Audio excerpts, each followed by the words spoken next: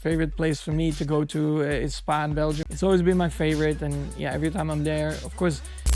Same driver, same track, two completely different men. Because Max Verstappen is walking into the one race on the calendar that means more to him than any other, and he already knows it might be ruined. So why does Spa matter so much to him? Why is calling Zandvoort his home race actually wrong? What does his mother have to do with any of this? And why could this weekend be the last time we ever see Max Verstappen race at Spa in a Red Bull? Let's get into it. Start with the thing almost everybody gets wrong. Everyone calls Zandvoort Max Verstappen's home race. Dutch flag, Dutch fans, orange everywhere, and officially, fine. But here's what that misses. Max Verstappen was born in Hasselt. That's not in the Netherlands. That's Belgium, about an hour up the road from Spa-Francorchamps. And he wasn't just born there and whisked away either. He was raised in Maaseik in Belgium. He went to secondary school in Belgium. The Dutch flag on his car? That's his father's. Jos is Dutch, and Max races under his flag. But the ground underneath Spa, the country, the language, the roads he grew up on, that's his mother's side. So when people say Spa is close to home for Max Verstappen, they've got it backwards. Spa isn't close to home. Spa is home. And once you understand who his mother actually is, that stops being a technicality and becomes the whole story. Because Sophie Kumpen wasn't just a racing driver's wife, she was a racer, a serious one.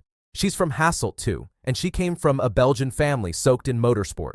Her father chaired a football club. Her uncle raced rally. Her cousin, Anthony Kumpen, went on to win the NASCAR Euro Series twice, and Sophie was the best of them. She raced 5 karting world championships. She won 2 Belgian titles. And in 1995, she won the Andrea Margutti Trophy, one of the most prestigious karting prizes there is, becoming only the 3rd woman in history to win an international karting title. Now look at who she was racing against. She was Jenson Button's teammate. She raced Jarno Trulli, Giancarlo Fisichella, Dario Franchitti, Jan Magnussen. Back in 1989, she was in the top 10 in the world, racing against a young driver named Christian Horner. Let that land. The woman who raised Max Verstappen once beat, or came close to beating, the man who would go on to run him at Red Bull for a decade. And then in 1996, she stopped.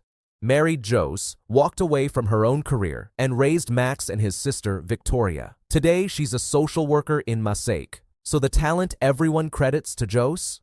Half of it came from a Belgian woman who gave up her own shot at it. That's whose home Spa is. And that's before you get to what Max has actually done there. Because professionally, Spa has been his fortress. 3 wins 2021, 2022, 2023, 3 years in a row. And the middle one is the one people still talk about. Because in 2022, Max Verstappen won the Belgian Grand Prix from 14th on the grid. 14th. At the longest track on the calendar, he carved through the entire field and won going away. That's not a lucky strategy call. That's a driver who knows every meter of that place in his bones. And even last year, in the middle of a genuinely difficult run of form, he still went and won the sprint at Spa. When nothing else was working, Spa still worked. So this is a track where Max Verstappen has been almost unbeatable, at a circuit in the country he was born in front of a crowd that treats him like a national son, which is exactly why what happens in the grandstands there is unlike anywhere else on Earth. Because every July, the Ardennes turn orange. Tens of thousands of Dutch fans pour across the border. It's a couple of hours' drive,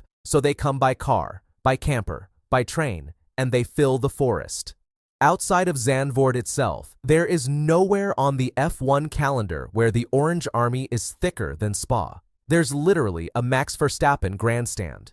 And this weekend, Max Verstappen is racing in the special orange lion helmet, a design made as a tribute to those fans. Because in his own words, they're incredible there, and they've given him huge support over the years. So picture the whole thing, a driver born in that country, raised an hour up the road, whose mother's family made their name racing in that same corner of Europe, walking out in a helmet designed to thank the fans who've driven across a border to see him. At the track he calls his favorite in the world. There is no other weekend in Formula One that carries that much of one man's life in it. And that is exactly why this year hurts. Because the Spa Max Verstappen loves might not show up this weekend. Here's the problem. The 2026 cars take roughly half their power from a battery, and that battery has to be recharged under braking.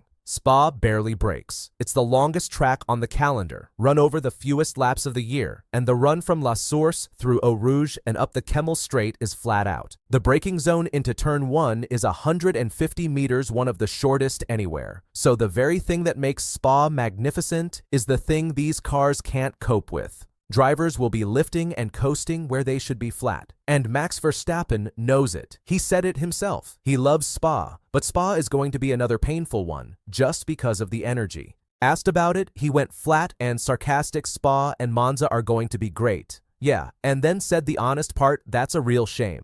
Because Spa is one of my favorite tracks, but this year it's going to feel very different. His own team principal has already conceded Red Bull struggle most on exactly these energy-limited tracks, and that he's afraid Spa is one of them. So Max Verstappen is going home and being told in advance not to hope.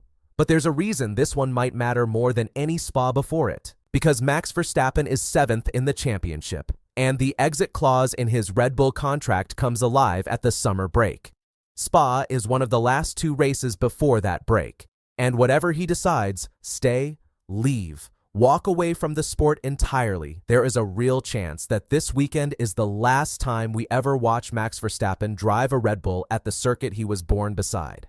Now, to be clear, nobody knows. He hasn't said a word. The rumors contradict each other, and he could easily be back here in orange next year. But if it is the last one, then the sport is about to spend a weekend watching its best driver go home in a car that can't do the place justice, in front of the people who love him most, wearing a helmet made to thank them. That's the part that stings, not the result, the timing. So here's where it lands. Spa isn't Max Verstappen's second home race. It's his first one. He was born there, raised there, his mother's family made their name racing there, and he's won there 3 times, once from 14th on the grid.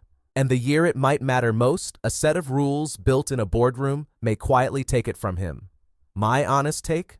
Whatever else 2026 has cost this sport, this is the one that should sting the most, because you can rebuild a car, but you don't get to give a driver his home race back. So if you're tired of watching energy management steal the best track in the world, hit that like button and tell F1 what we actually want. And tell me straight, one word below, Spa or Zandvoort, which is Max Verstappen's real home race? I read every single one. Keep it flat out, I'll see you at the next one.